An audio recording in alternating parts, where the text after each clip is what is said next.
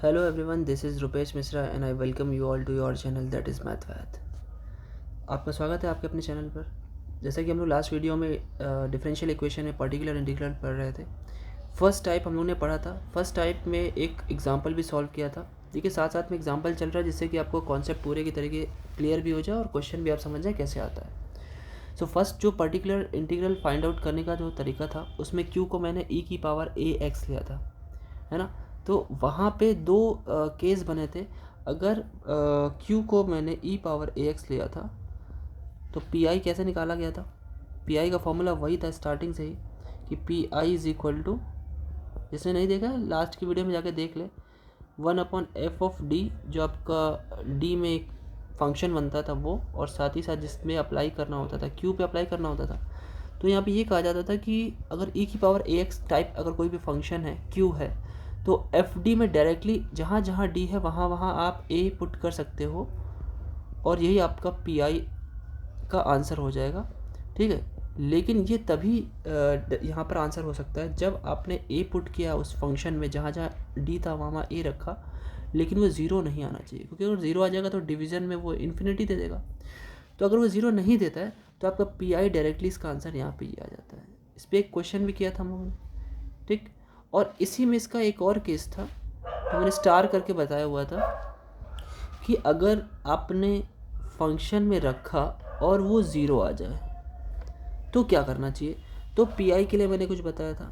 मैंने बताया था जहाँ जहाँ डी हो वहाँ वहाँ पे क्या करना है, उतना ही ऐड करके आगे बढ़ा देना है, ठीक। जैसे ई पावर ए एक्स आपने लेफ्ट में लिख लिया और जहाँ जहाँ डी था वहाँ वहाँ आपने ए ऐड कर लिया, ठीक। और जब आप ई पावर ए एक्स को हटा दोगे तो क्या बचेगा, सिर्फ वन बचेगा, सिंपल। और मैंने भी समझाया था कि फंक्शन ऑफ डी अगर उसमें डी की पावर मैक्सिमम एक है तो डी एक बार ही इंटीग्रेशन कर देते हैं, और एफ ऑफ डी में डी की पावर 2 है तो दो बार इंटीग्रेशन करेंगे, 3 है तो 3 बार ही करेंगे। ये चीज़ मैंने कल बताई थी, बट ये जो सेकंड पॉइंट था इसका मैंने एग्जांपल नहीं दिया था, तो अभी एग्जांपल देता हूँ। देखिए फ्रेंड्स, एक एग्जांपल है, पी आई फाइंड आउट करना है, सेम वैसा ही। और यहाँ पे मैंने वही एग्जांपल लिया जहाँ पर एफ ऑफ ए पुट करने पे ज़ीरो आ जाता है। देखिए देखिए ज़रा, यहाँ पर अगर मैं इसको लिखता तो इतना सीन क्या है, ये एफ ऑफ डी है, ये है ना, F of D of Y. क्यों मैं एफ ऑफ डी बोलूँ, क्योंकि इतना फंक्शन ऑफ डी है, ठीक है, is equal to E power -2x। अगर मैं पी आई के साथ साथ इसमें सी एफ भी आपसे कहते हैं तो आप सी एफ फाइंड आउट करना जानते हो, पहले ही वीडियो में आपको बता दिया मैंने, ठीक है। तो मैं यहाँ पे सिर्फ सिंपल पी आई बताता हूँ आपको। देखिए P I is equal to क्या होगा, 1/f(d) फॉर्मूला होता है, और आपका जो राइट हैंड साइड पे q है वो यहाँ पे लिख दिया जाता है, ठीक है।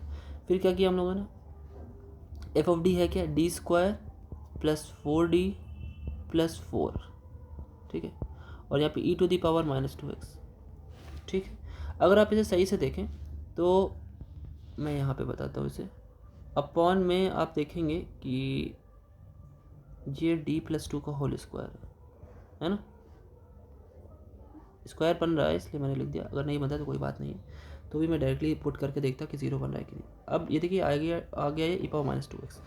अब आप देखिए d के प्लेस पर अगर आपने -2 पुट कर दिया, d के प्लेस पर -2 पुट कर दिया अगर आपने यहाँ पे, तो क्या होगा, -2 + 2 ज़ीरो हो जाएगा, यानी ये वही सेकेंड टाइप है उसका जिसकी वजह से ज़ीरो आ जाया करता था, ठीक है।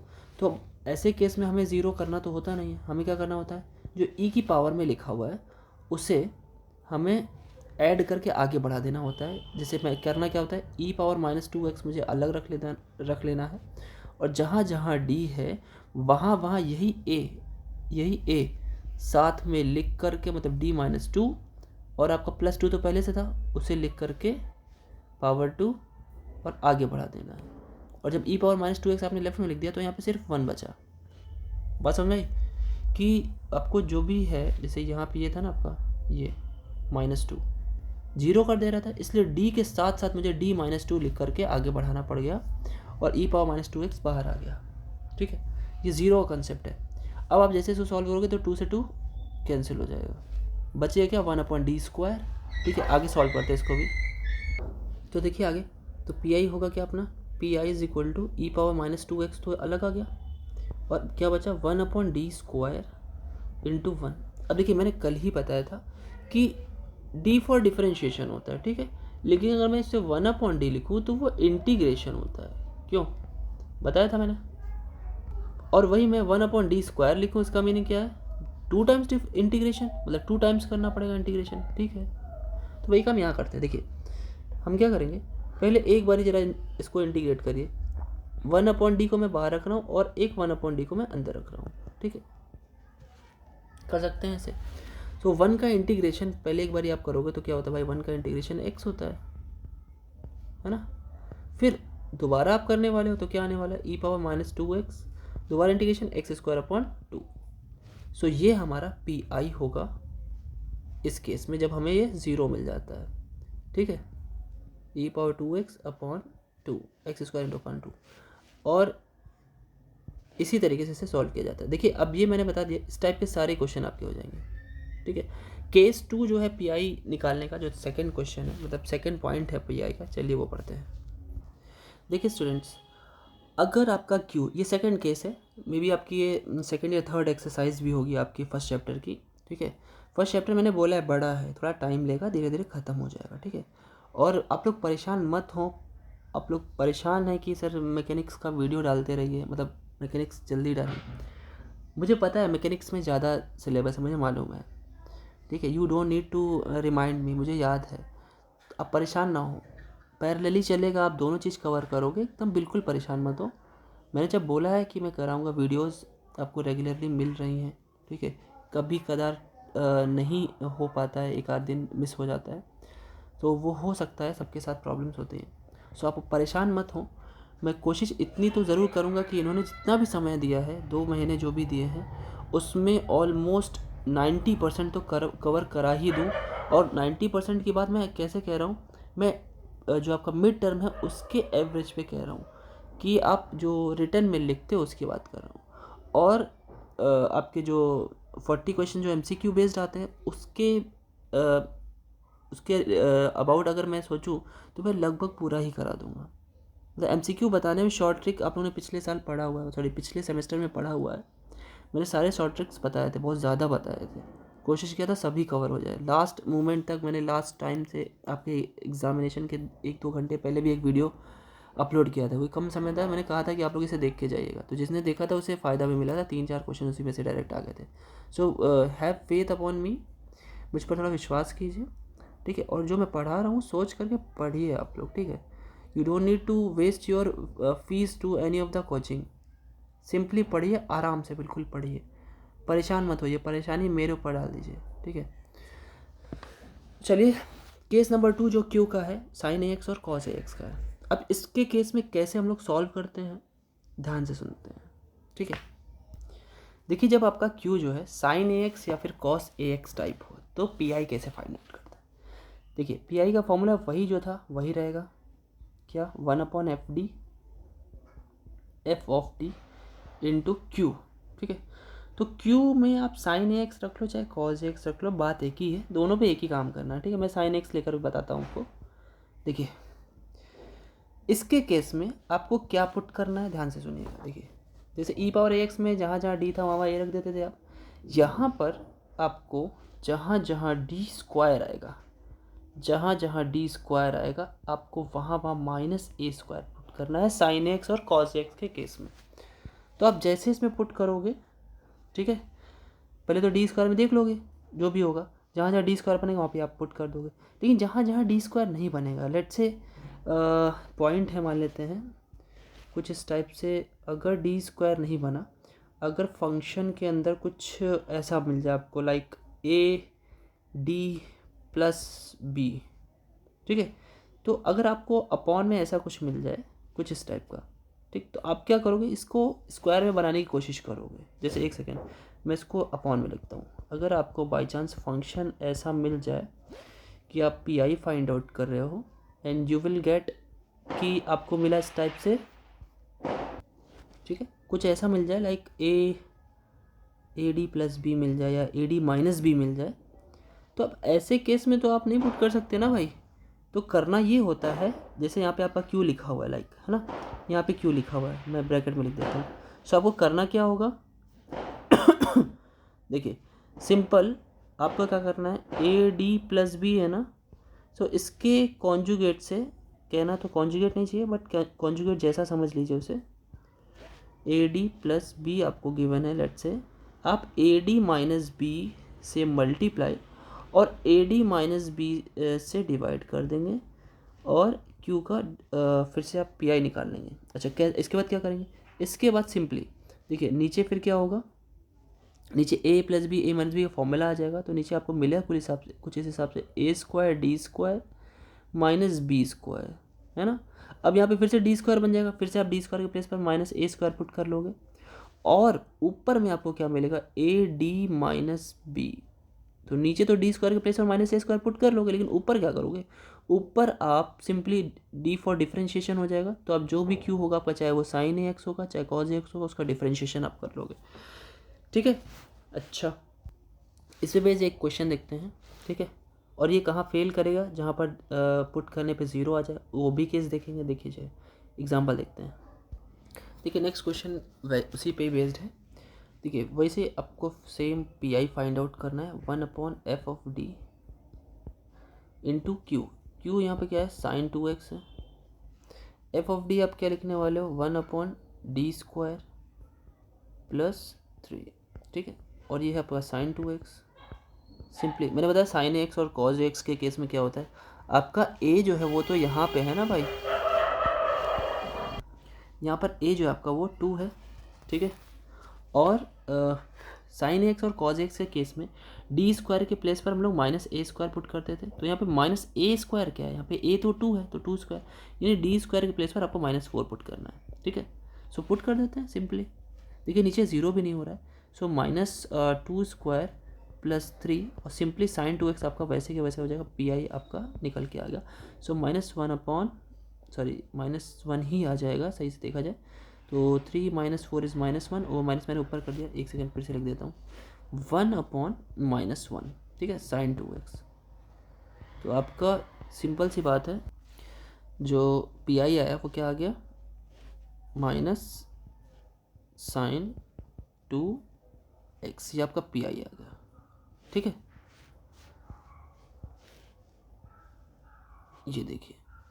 ठीक है, सो अभी इसका एक केस और है इसी में, मतलब कि इस केस के अंदर दूसरा पॉइंट है। ये पॉइंट जो आपका था वो केस नंबर 2 का first point, you can say that कि इसे ए पॉइंट आप कह सकते हो। इसी केस नंबर 2 का जिसमें साइन एक्स और कॉज एक्स की बात होती है, उसका ए पॉइंट है। इसका एक पॉइंट और है, वो भी देख लीजिए। जब डी स्क्वायर की प्लेस पर -a² पुट करने पर वो ज़ीरो जब दे देता है तो हम लोग क्या करते हैं, देखिए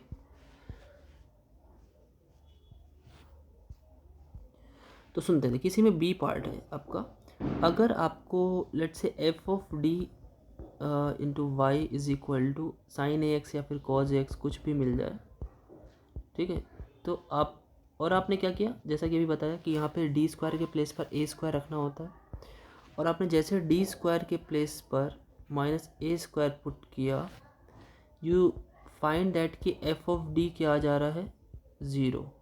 पी आई के फॉर्मूले की बात कर रहा हूँ। तो आप कैसे करोगे, ध्यान से सुनिएगा। देखिए पी आई आप फाइंड आउट करने के लिए एक काम, बड़ा छोटा सा काम करोगे, f(d) जो भी है, ठीक है, यहाँ पे आपका लेट से साइन एक्स लिख देता हूँ, चलिए साइन ए एक्स। आपको क्या करना, देखिए एक डी माइवर थ्योरम होती है, आप लोगों ने नहीं पढ़ी तो मैं थोड़ा सा बता देता हूँ, क्लियर हो जाएगा आपको।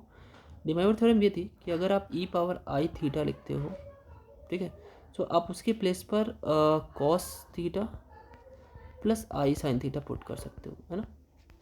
और अगर आप इसकी जगह पे ये कह दो कि अगर मैं लिखता कि cos theta is equal to, मैं क्या लिखूँगा, cos थीटा की प्लेस पर मैं लिख सकता हूँ ना कि रियल पार्ट ऑफ e⁻i लिख सकता हूँ ना मैं। और अगर मैं कहूँ साइन थीटा क्या है, तो आप कह दोगे real part of, sorry real नहीं, साइन थीटा तो इमेजिनरी पार्ट होता है ना, imaginary part IP of imaginary part of e⁻i theta. ये कह सकते हैं कि नहीं, इसको बिल्कुल कह सकते हैं, ये आप लोगों ने पहले पढ़ा भी हुआ है, इसलिए मैं उसी से रिलेट कर रहा हूँ। ठीक है, मैं ये चीज़ कह सकता हूँ। ठीक है, तो यही काम मुझे यहाँ भी करना है, क्योंकि डी स्क्वायर के प्लेस पर तो -a² रखने पे 0 दे रहा है।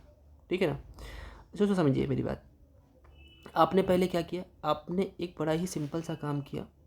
अगर ये साइन ax है तो साइन वाला क्या होता है, इमेजिनरी पार्ट होता है, तो मैं पहले लिख दूंगा imaginary part of 1/f(d) into E power, यहाँ पे आई थीटा था क्योंकि कॉस के अंदर थीटा और साइन के अंदर भी थीटा था, यहाँ पे क्या होगा, ई पावर आई ए एक्स हो जाएगा। चलेगी बात? इमेजिनरी पार्ट ऑफ दिस चलेगा बिल्कुल ही ठीक। अब अगर सही से देखें तो ये जो फर्स्ट वाला केस था ई पावर ए एक्स टाइप, ये वही टाइप बन गया है। ठीक है, ई पावर एक्स बिल्कुल एग्जैक्टली इसे वैसे ही सॉल्व करेंगे। ठीक है, अब वहाँ पे क्या होता था भाई, वहाँ पे एक्स के अलावा जो उसके बगल में ए लिखा होता था, यहाँ पे ए नहीं, यहाँ पे आई ए है, तो कोई बात नहीं, आई ए पुट किया जाता है इसमें, है ना। आई ए आप पुट करोगे सिंपली और सॉल्व करके आगे बढ़ा देंगे। ठीक है ना, बिल्कुल। इसके बाद से क्या करेंगे, यूज़ केस 1, जो केस 1 था ई पावर आई वाला, वो यूज़ कर लेंगे। कैसे यूज़ करेंगे, रखेंगे सिंपली, अगर जीरो नहीं हो रहा होगा तो वही हमारा पी आई हो जाएगा, उसका इमेजिनरी पार्ट। ठीक है, और अगर वो ज़ीरो हो रहा होगा तो ई पावर ए एक्स में भी जीरो होने वाला एक केस था, उसका सेकेंड पॉइंट था, तो वो भी मैंने बताया था कि डी में उतना ही ऐड करके आगे बढ़ा देते हैं और फिर हमारा इंटीग्रेशन कर दिया जाता है उसका। ठीक है, तो और यही अगर हमारा साइन एक्स के अलावा यहाँ पे कॉज ए एक्स होता, तो कॉज एक्स होता तो मैं इमेजनरी पार्ट की जगह क्या लिख देता, अगर इसकी जगह पे साइन एक्स की जगह पे कॉज एक्स होता, यहाँ पे लिख के बता दे रहा हूँ, तो आई पी की प्लेस पे क्या हो जाता हमारा, आर पी लिख देता मैं, real part of 1/f(d) E power i a x. ठीक है, तब रियल पार्ट लिख देता, याद रखिएगा इस चीज़ को। ठीक है ना। अच्छा, अब इस पे बेस्ड क्वेश्चन देखते हैं तो और क्लियर होगा। ठीक है, एक अच्छे से क्वेश्चन देख लेते हैं। देखिए स्टूडेंट्स, क्वेश्चन आपके सामने है, कैसे सॉल्व करना है इसे। फिर से वही फॉर्मूला है हमारा पी आई का, P I is equal to 1/f(d) into sine, यहाँ पे x है भाई, q की जगह साइन x है तो रख लेते हैं। सो f(d) यहाँ पे है क्या हमारा, 1/d square plus 1 whole square और साइन, अच्छा यहाँ पे ax की जगह पे 1 है ना a की प्लेस पर, तो मैं 1x लिख दे रहा हूँ, कोई ज़रूरत नहीं है, मैं सिर्फ आपको दिखाने के लिए, थोड़ा सा समझाने के लिए लिख रहा हूँ, तो आप ऐसे लिख सकते हो। अभी क्या करना है, देखिए अगर आप ध्यान से देखें तो यहाँ पर D square is equal to minus A square आपको जो पुट करना है, वो डी स्क्वायर जो है वो और ए स्क्वायर जो है वो 1 है मेरे ख्याल से। सो डी स्क्वायर के प्लेस पे आप क्या लिखोगे, डी स्क्वायर के प्लेस पर -1 स्क्वायर, दैट इज़ -1 रखना है ना आपको फिर तो। और जब आप -1 रख रहे होगे तो ज़रा ध्यान से देखिए, ये फैक्टर तो ज़ीरो हो जा रहा है नीचे साइड में, डी स्क्वायर के प्लेस में -1 स्क्वायर रखोगे तो ज़ीरो हो जाएगा।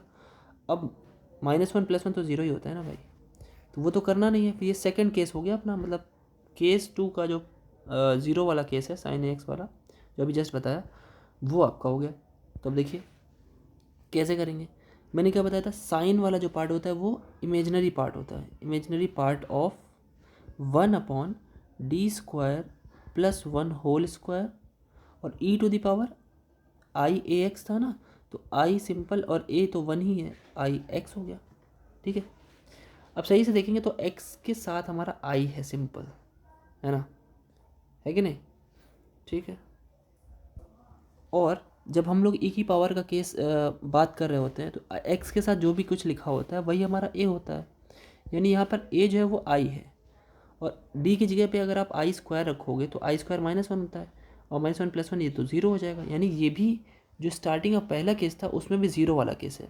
तो उसमें क्या करते थे भाई, उसमें d के साथ वही चीज़ ऐड करके आगे बढ़ा दिया करते थे। तो देखिए क्या करना है यहाँ पे मैं लिखूँगा आई पी ऑफ 1/, जहाँ जहाँ d है वहाँ i ऐड करके, अब देखिए d तो है d स्क्वायर में, तो d + i whole square plus 1 और होल स्क्वायर मैंने लगा दिया। ठीक है, और e to the power e power जो -ix होता है प्लस ix जो है उसको हम लोग अलग लिख देते हैं ना, स्टार्टिंग में लिख देते थे, तो लिख लो भाई, यहाँ पे लिख देता हूँ मैं, थोड़ा सा स्पेस मैंने पहले ही लिख दिया, मैं लिख देता हूँ ई पावर ix को फिर आगे कर दिया मैंने, और जहाँ जहाँ d है तो d तो एक ही चीज़ है, उसमें i को ऐड करके आगे बढ़ा देना होता है, आगे बढ़ा देना इन द सेंस कि ई पावर ix को पीछे कर दिया मैंने। ठीक है, तो जब ई पावर ix को पीछे करेंगे तो सिर्फ यहाँ पे 1 बच रहा है इंटीग्रेट करने के लिए, है ना। तो चलिए देखते हैं, ठीक है इतना। अब होल स्क्वायर नीचे ओपन कर लेते हैं। देखिए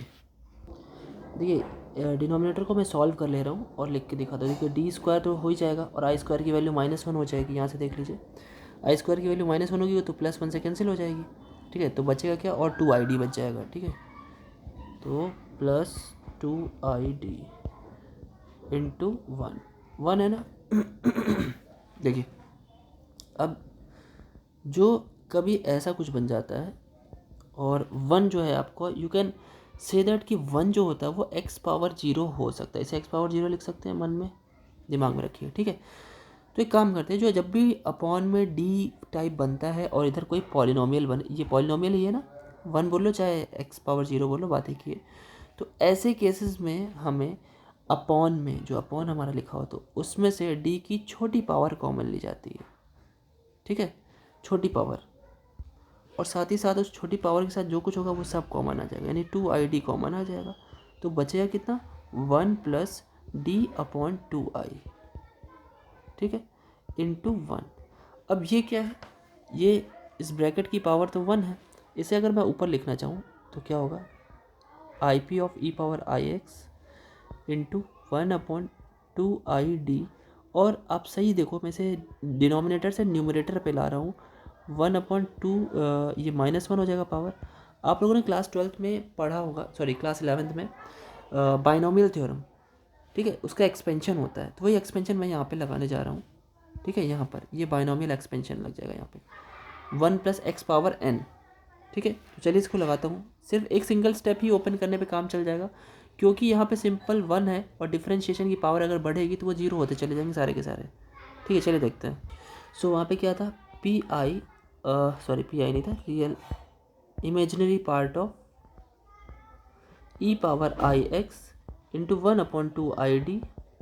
और आप जब से एक्सपेंड करोगे तो 1 + NX, उसका एक्सपेंशन आपको पता है, 1 + NX होता है। NX मतलब ये पावर जो आपकी -1 है, वो ये जो -1 पावर है वो आगे आ जाएगी, ठीक है।